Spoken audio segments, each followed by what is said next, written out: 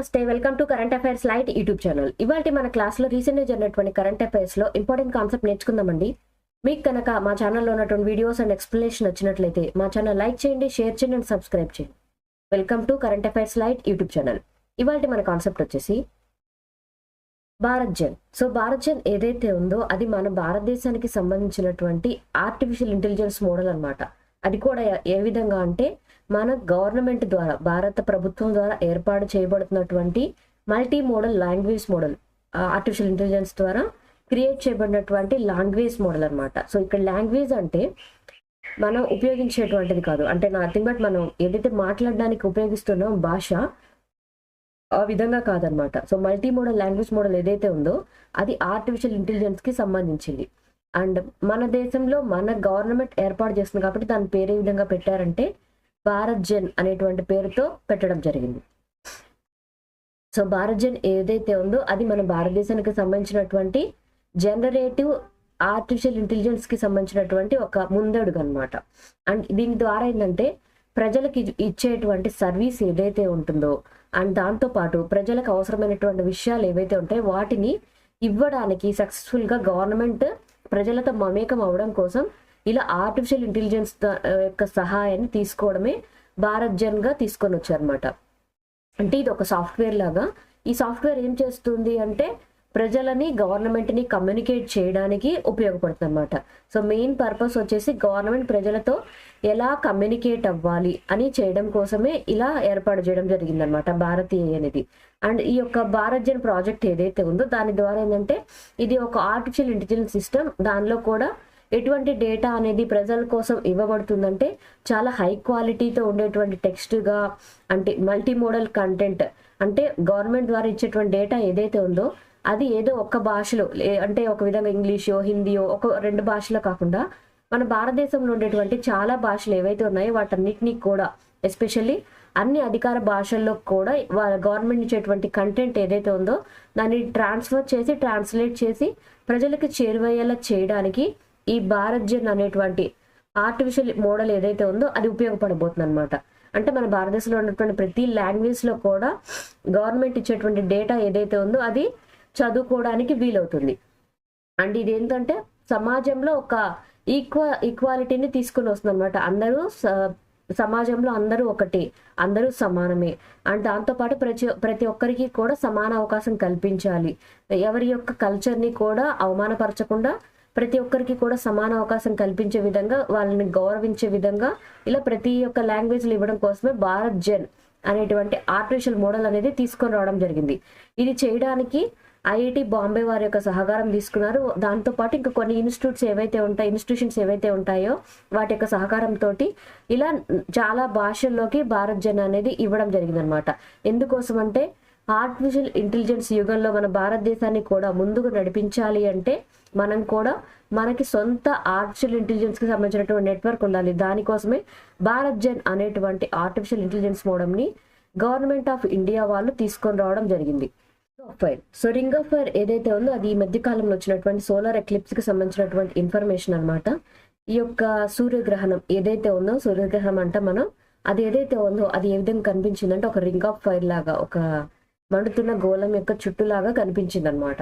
So ఇది ఎప్పుడు observe చేయబడిందంటే October 2న observe చేయబడింది. బట్ ఇది మన దేశంలో పెద్దగా కనిపించలేదు అనమాట. ఆఫ్రికా కంట్రీస్ లో ఎక్కువగా కనిపించింది.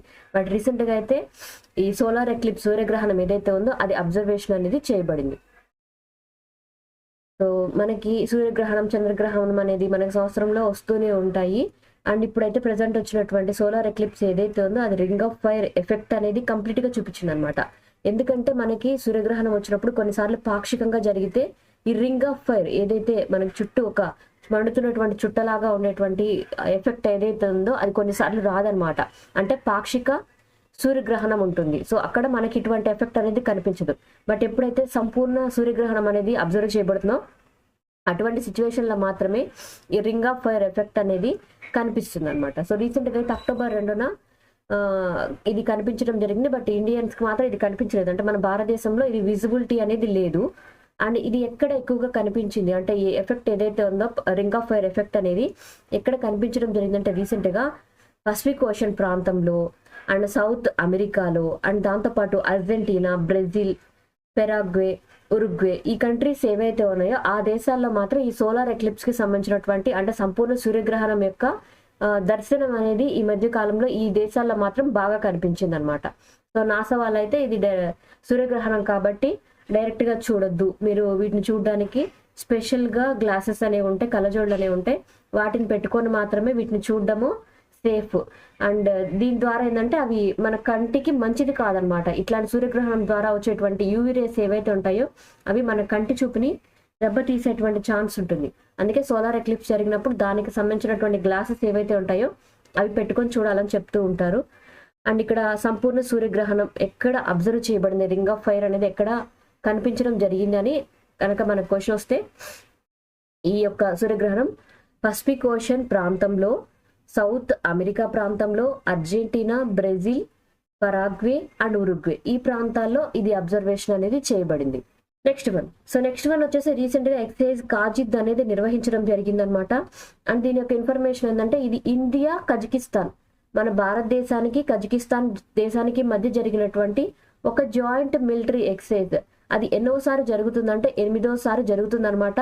ఎక్సైజ్ కాజిద్ 2024 అనేది రీసెంట్ గా జరిగింది. దీని గురించి కూడా చూద్దాం. ఏ రెండు దేశాల మధ్య అంటే India and Kazakhstan. So India and Kazakhstan కి మధ్య జరిగినటువంటి ఈ జాయింట్ మిలిటరీ ఎక్సైజ్ ఏదైతే ఉందో అది ఎక్కడ జరిగింది అంటే ఉత్తరాఖండ్ రాష్ట్రంలో జరిగిందనమాట. మన భారతదేశంలోనే జరిగింది. అండ్ ఇందులో మన భారతదేశానికి చెందినటువంటి ఆర్మీ కుమనో రెజిమెంట్, అంటే ఇది ఒక విభాగం అనమాట. ఇండియన్ ఆర్మీలో టీమ్స్ లాగా ఉంటాయి. అందులో ఇండియన్ ఆర్మీ యొక్క కుమనో రెజిమెంట్ ఏదైతే ఉందో ఆ యొక్క గ్రూప్, ఆ టీం ఏదైతే ఉందో దానికి సంబంధించినటువంటి 120 మంది అధికారులు, సిబ్బంది ఎవరైతే ఉన్నారో వాళ్ళందరూ కూడా ఇందులో పార్టిసిపేట్ చేయడం జరిగింది. దాంతోపాటు కజకిస్తాన్కి సంబంధించినటువంటి సిబ్బంది కూడా ఇందులో పాల్గొన్నారనమాట. సో ఎప్పుడైనా సరే ఇలా విన్యాసాలు నిర్వహిస్తున్నారు, జాయింట్ మిలిటరీ ఎక్సైజ్ జరుగుతున్నాయంటే ఎందుకోసం చేస్తూ ఉంటారంటే రెండు దేశాల మధ్య ఫ్రెండ్షిప్ అనేది బలోపేతం అవ్వడానికి.